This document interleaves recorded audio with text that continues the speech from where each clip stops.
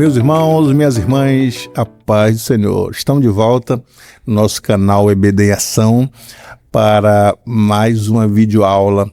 Hoje, a lição 2. Nós estamos já no terceiro trimestre e ainda estamos na lição 2, e esse terceiro trimestre o tema é a Igreja em Jerusalém. O subtema geral da nossa lição é doutrina, comunhão e fé. A base para o crescimento da igreja em meio às perseguições.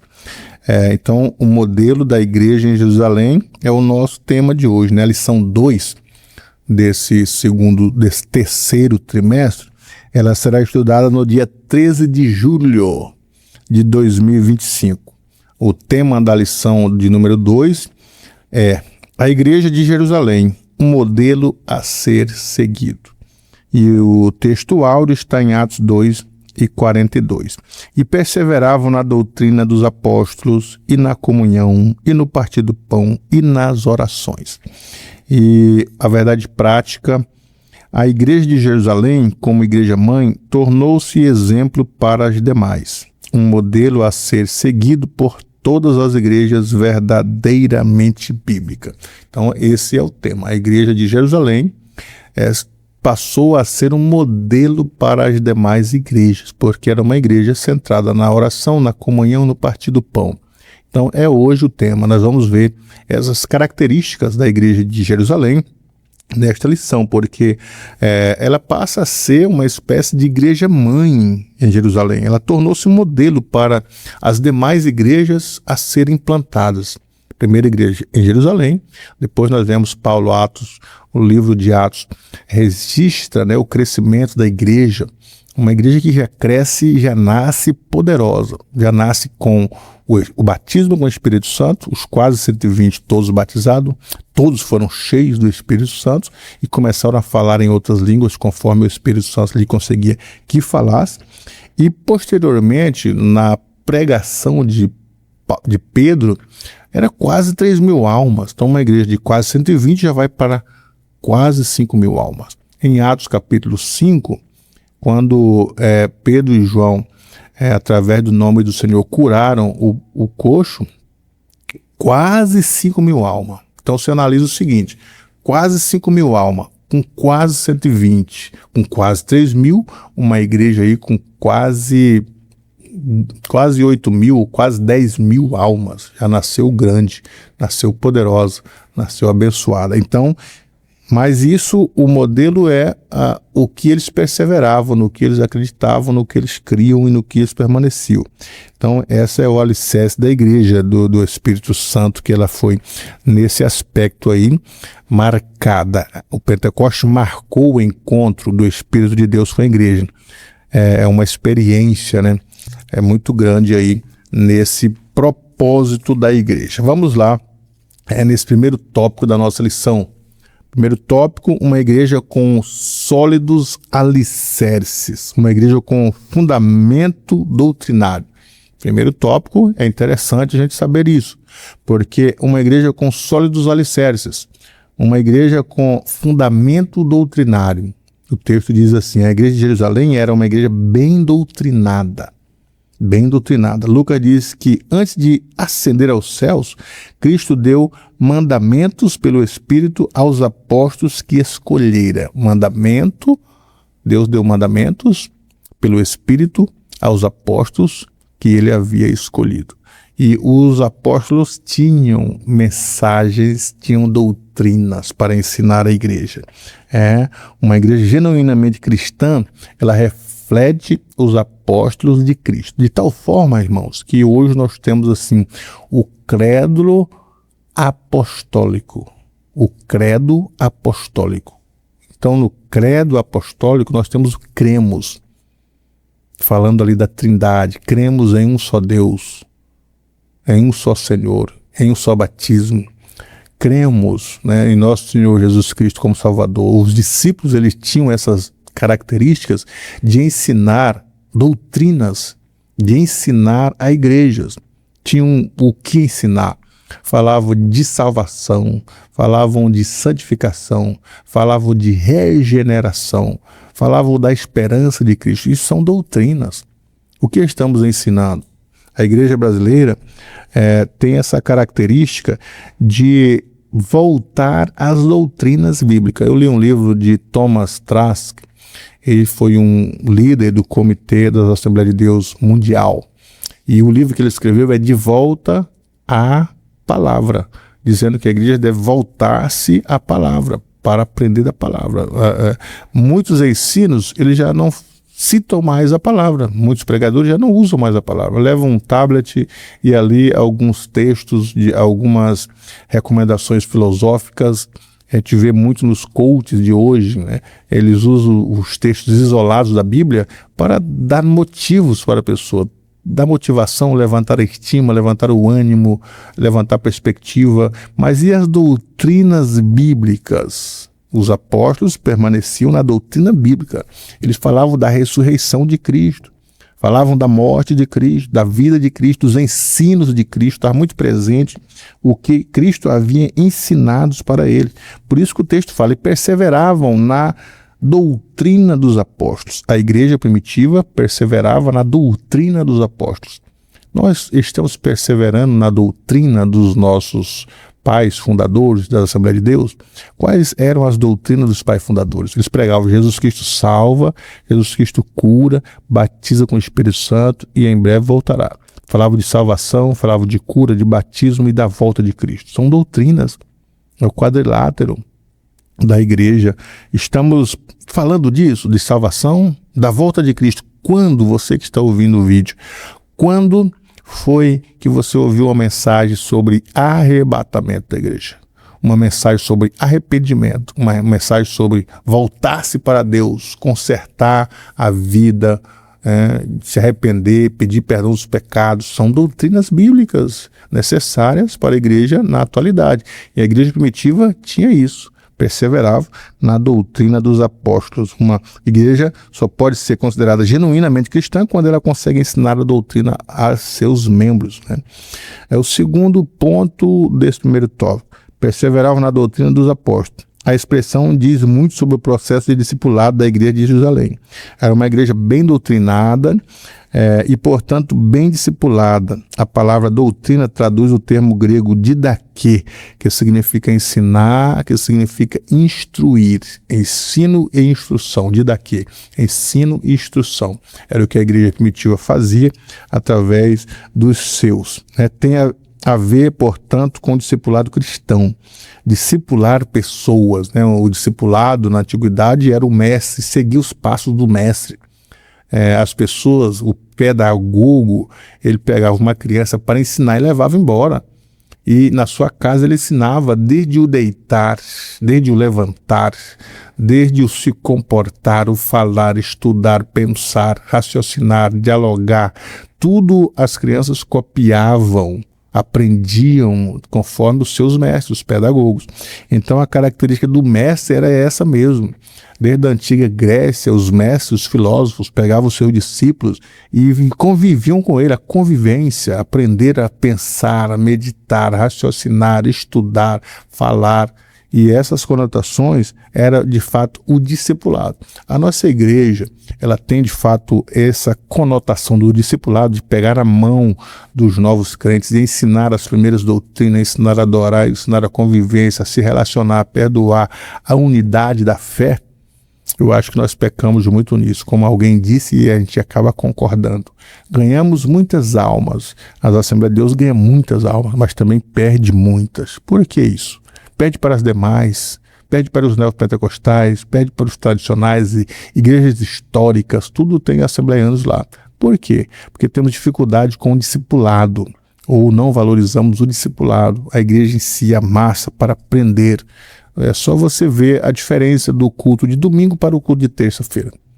O certo era inverter, trazer a terça para o domingo e se tornar um culto de ensino, um culto doutrinário. Antigamente era chamado culto de doutrina, quer dizer, porque ali íamos para aprender as doutrinas bíblicas. O didaquê, a igreja primitiva tinha o didaquê. Hoje nós temos na biblioteca diversos livros que são chamados de didaquê, que são vários.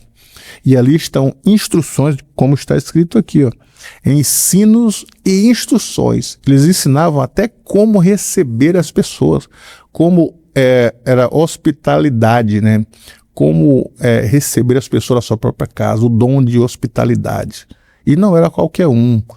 Para receber as pessoas que passavam nas suas casas em 1, 2, 3 dias, eles tinham que conhecer os apóstolos, falar a doutrina dos apóstolos, porque tinham os charlatões. E o Didaquê já ensinava isso, como se precaver contra os charlatões, contra quem ensinava falsas doutrinas. Quem eram esses? Como identificar? E hoje nós temos dificuldade de identificar os charlatões. Às vezes somos enganados por eles, pelos próprios charlatões.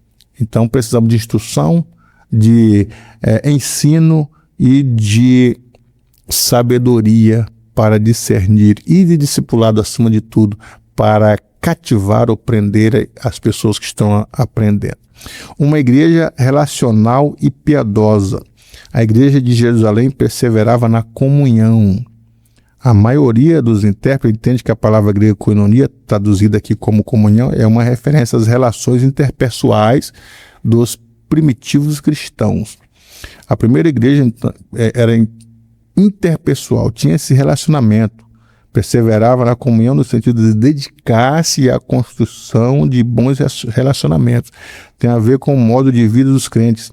Sem um cultivo de relações interpessoais fortes, a igreja cai em um mero ativismo.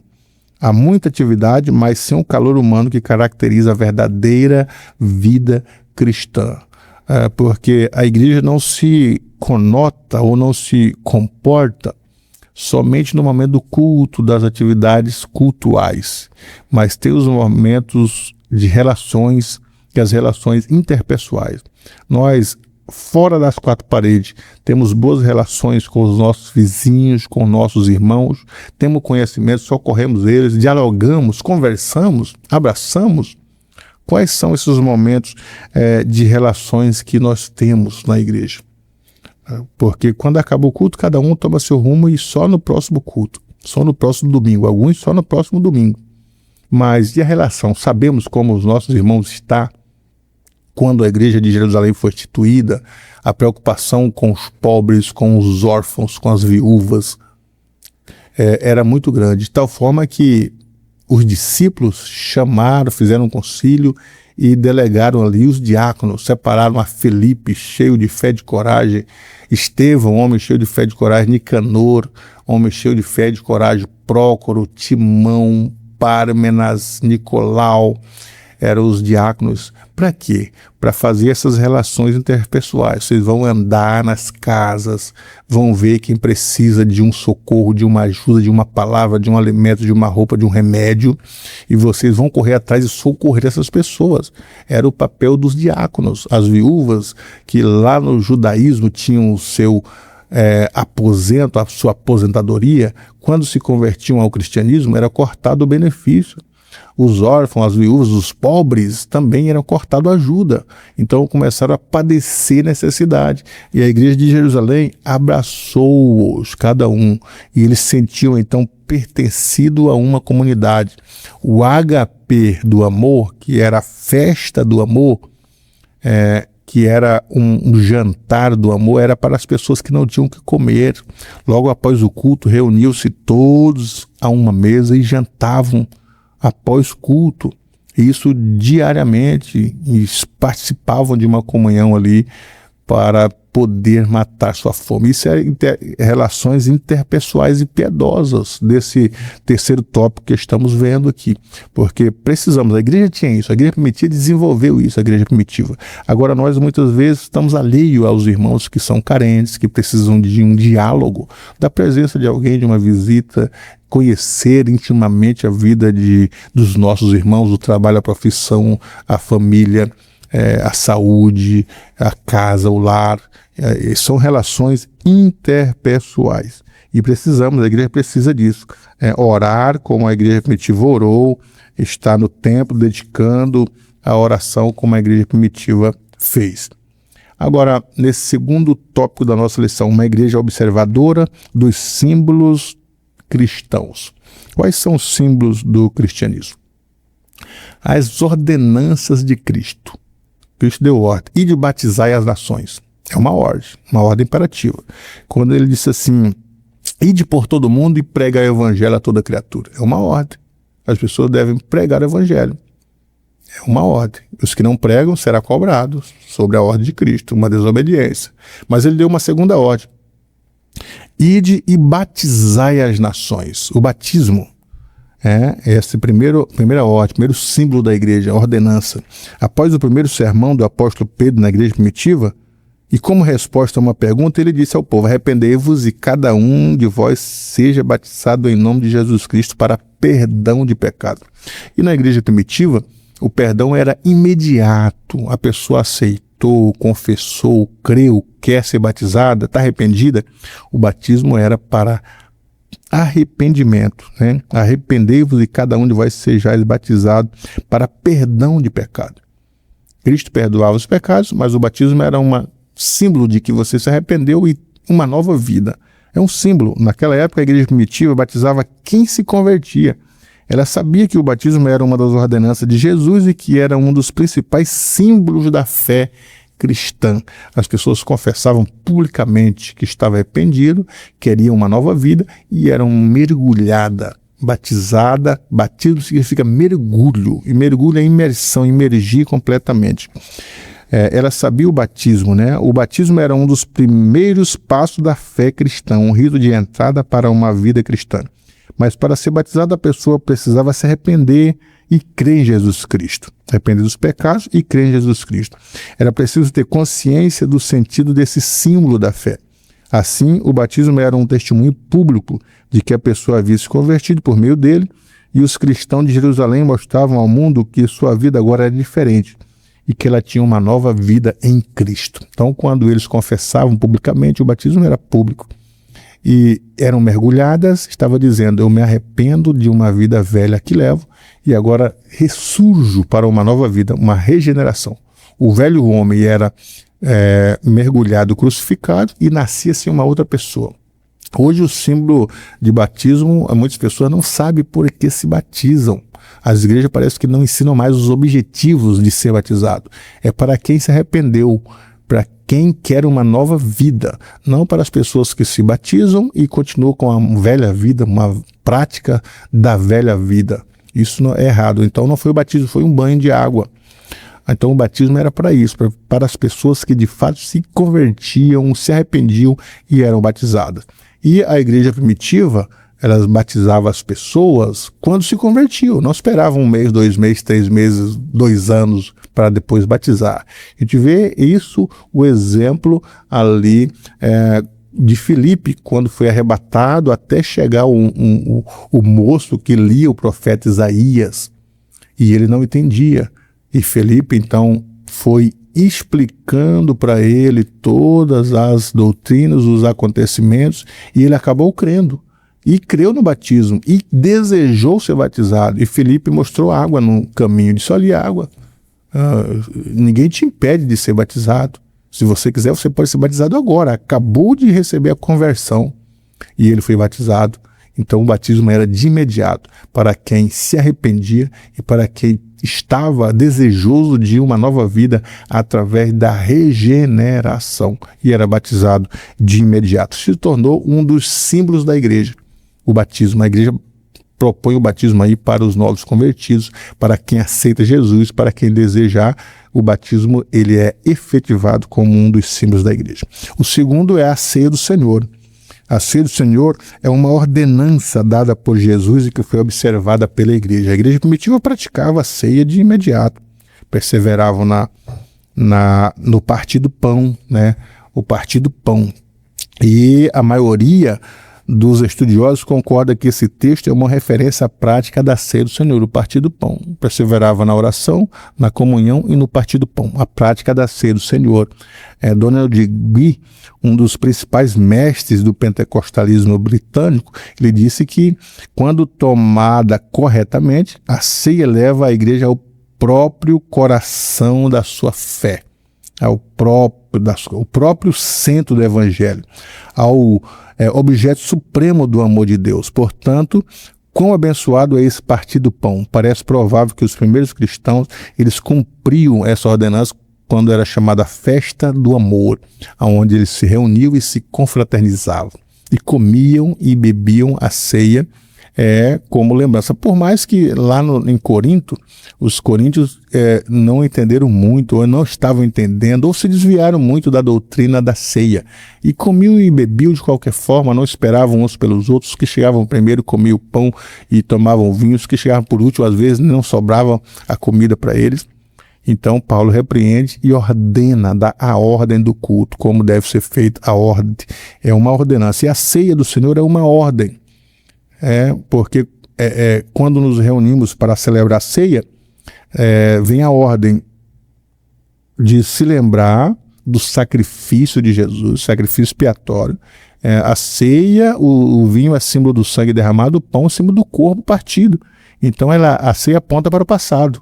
É uma memória. Em memória de mim, coma desse pão. Em memória de mim, toma o cálice. Então, lembrando de Cristo, do sacrifício de Cristo. E aponta para o futuro. Fazer isso até que eu venha. Então nós fazemos esperando que ele volte. E ele virá para arrebatar a sua igreja. Então é uma ordenança. Ele disse, tomai e comei, tomai e bebei. Então é uma ordem direta de Cristo para a igreja tomar e para a igreja beber. O terceiro tópico da nossa lição. Uma igreja modelo. Uma igreja reverente e cheia de dons. É dita da igreja de Jerusalém, em cada alma havia temor. E a palavra grega traduzida como temor é phobos, que também significa reverência, respeito pelo sagrado. Havia um forte sentimento da presença de Deus, um clima da presença do sagrado, não é?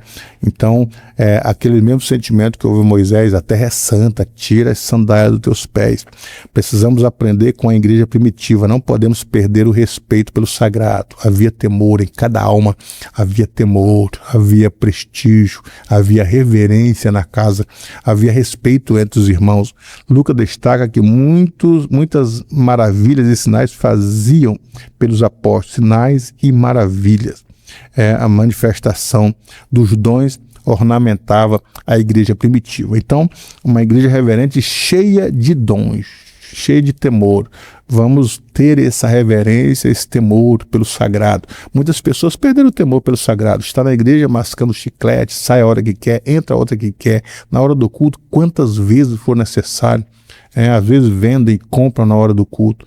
Então, a reverência pelo sagrado, como havia a igreja primitiva. Aí a manifestação de Deus é mais plausível. Havia temor, em cada alma havia temor. Temor pelo sagrado, respeito pelos apóstolos, respeito pelos irmãos. Então, que a igreja siga esse modelo e esse exemplo da igreja primitiva.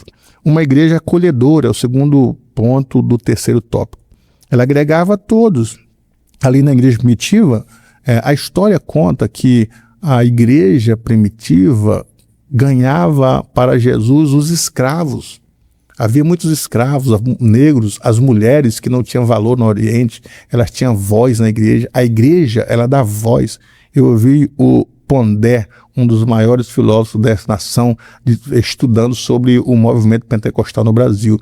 E ele, do ponto de vista sociológico, disse assim, o crescimento dos pentecostais, ele tem a ver com uma igreja acolhedora, que acolhe todos. Acolhe o homem, acolhe a mulher, o pobre, o analfabeto, acolhe a todos. E ali eles têm voz, eles se sentem pertencidos. O pobre, ele pode pregar junto com o doutor, junto com o rico, comungar, adorar juntos. As mulheres podem estar ali junto com as autoridades. Então não há distinção entre grego e judeu. Não, todos são membros do corpo de Cristo. E Pondé dizia, então por isso que às vezes esse movimento das relações dentro da igreja, as pessoas se acham ali. Às vezes na sociedade o indivíduo ele não tem voz para nada, não participa de nada, mas na igreja ele participa e tem voz. Às vezes ele vem desempregado e ali nas relações interpessoais descobre que alguém está precisando de uma construção, de um emprego e já arruma para aquele irmão novo que chegou e precisa de um emprego. Então essas relações fez com que o movimento pentecostal crescesse. Também, Pondé, você não está errado. Mas, acima de tudo, o amor de Deus, né? Entender que todos ali somos membros de um só corpo. Não há rico, não pobre, judeu, letrado, iletrado, homem, mulher, não. Todos somos um corpo de Cristo. E a igreja de Jerusalém, ela era acolhedora, porque ela comprava os seus escravos. Os escravos, quando atingiam a idade de 30 anos, parece-me que já tinham 80, de tanto trabalho, estava desgastado. E os o patrão às vezes pegava aquele escravo para ele não ficar dando prejuízo de comer, de beber e dormir, sacrificava ele. E quando a igreja descobria que o patrão ia sacrificar o escravo porque não era mais útil, ela ia lá e comprava o escravo para evitar dele morrer. E os escravos ficavam ali na igreja cuidando, zelando, mas eram vidas. A igreja primitiva fez muito isso. Cuidava dos aleijados, de tal forma que o imperador uma vez perguntou para um pastor. A história diz isso. Quero o tesouro, a igreja tem muito dinheiro, porque estão tirando ofertas, são dízimos, etc. Eu quero o tesouro da igreja. E o pastor pegou todos os pobres, os aleijados, as mulheres, os escravos, os órfãos, e levou diante do imperador. E ele disse assim, o que é isso? E o pastor disse, você me pediu o tesouro. E o que eu tenho mais de valor são essas pessoas. Então está aqui, você quer elas? Então isso demonstra que a igreja primitiva tinha esse sentimento de uma igreja acolhedora, acolher o escravo que se sentia pertencido a uma sociedade, as mulheres que não tinham voz no Oriente, até hoje têm dificuldades, os pobres, os necessitados, os órfãos. Isso está no livro de Atos. Uma igreja acolhedora, ela é fácil de partilhar os seus sentimentos. Todos criam juntos e tinham tudo em comum, nada ali era seu, era em comum, é nosso. O que nós temos é nosso, o patrimônio é nosso, os bens são nossos, a alimentação é nossa, o culto é nosso, o louvor é nosso, tudo tinham em comum. E quando os membros se sentem acolhidos, a igreja cresce. E por último, o terceiro ponto do terceiro tópico, uma igreja adoradora. A igreja de Jerusalém era também uma igreja adoradora, louvando a Deus. Atos 2:47 fala que louvando a Deus. Louvando traduz o verbo grego ainel. É o mesmo termo usado para se referir aos anjos e pastores que louvavam por ocasião do nascimento de Jesus, né? É também usado para descrever o paralítico que louvava a Deus depois de ser curado na porta formosa do templo. É uma expressão de júbilo, de gratidão. Louvar é muito mais que um simples cantar. É uma expressão de rendição e total entrega. É o reconhecimento da grandeza de Deus, de seu poderoso feito. O que é louvar? O salmista diz, louvar é o Senhor. Mas o que é louvar? É dizer dos feitos, dizer bem do Senhor, falar do que o Senhor fez por nós. O salmista diz, louvar é o Senhor. Por quê? Porque abriu os céus, porque abriu a terra, abriu o mar vermelho, nos deu a vitória. Então, sempre o louvor está relacionado a algo que Deus fez. Os salmos são isso, são louvor de gratidão a Deus pelo que Ele fez para o seu povo. Louvar o Senhor por quê? Porque me livrou do rei de Og, me livrou do rei isso, o rei aquilo, me deu vitória na guerra, me tirou do charco de lodo, me deu vida. Então, o louvor é falar de algo que o Senhor Deus fez, louvar a Ele por isso, ser grato a Ele por isso. Hoje na igreja tem muitos cânticos e as letras às vezes nem falam em Jesus e nem nos seus feitos. É um cuidado que a igreja deve ter e um modelo primitivo que nós devemos seguir, que é a igreja de Jerusalém, que louvava a Deus em verdade. Louvar a Deus é falar dos seus feitos, adorá-lo, falar da sua grandeza. Muitos hinos são antropocêntricos, a letra antropocêntrica, a exaltação do eu, exaltação do homem. E os nossos louvores devem ser cristocêntricos. Cristo deve ser o centro da nossa adoração, do nosso louvor, do nosso viver, da nossa vida. Então, vamos seguir o modelo da igreja primitiva. Vimos nessa lição algumas características que marcaram a primeira igreja. Frequentemente, nos referimos a ela como a igreja primitiva, a igreja modelo, a igreja ideal, a igreja mãe. Claro que a igreja de Jerusalém tinha os seus problemas, que não é o caso da lição de hoje, mas teremos lições tratando das dificuldades da igreja de Jerusalém. Mas vamos ficar com os exemplos bons que a igreja de Jerusalém nos proporcionou, principalmente nessa lição de número 2. Ficamos aqui. E você que não é inscrito no canal, inscreva-se no canal, divulgue o nosso vídeo, ative o sininho e dá um like. Divulgue nos grupos. Te esperamos na próxima lição. Até lá, Deus em Cristo te abençoe.